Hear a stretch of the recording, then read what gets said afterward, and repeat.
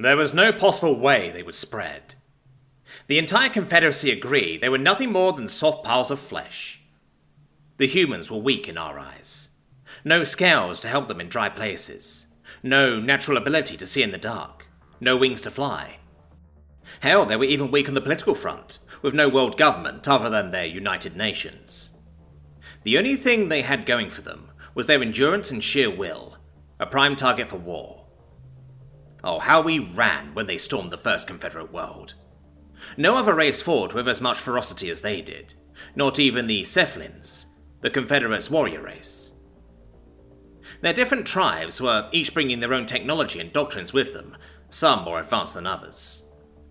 For example, the Australian tribe brought a small army, but their ability to adapt was uncanny, almost unnatural.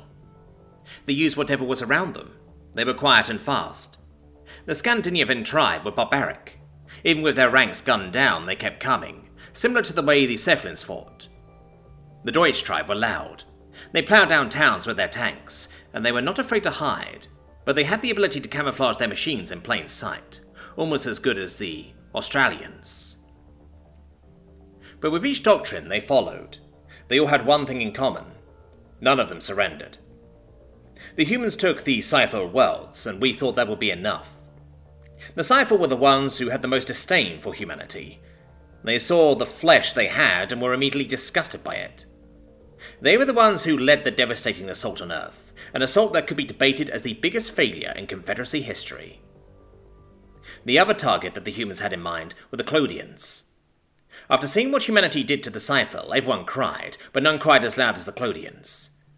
The Clodians were begging the humans to stop after the first few worlds fell, but the humans ignored their pleas.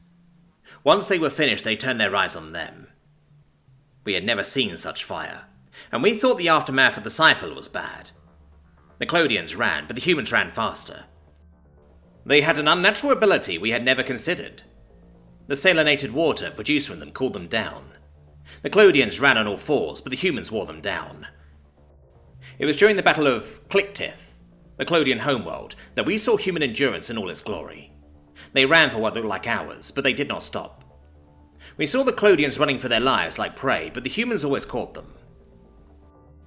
The humans had to be tired of the war. We were, but as we learned, they were not. The years of being the galaxy's punching bag had gotten to them.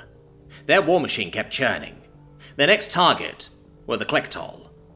We thought that there was no way they could swim, but we were proven wrong again. That was the first time we saw just how truly humans had prepared for war. They went down in metal tubes and ravaged the ocean world of the Klektol.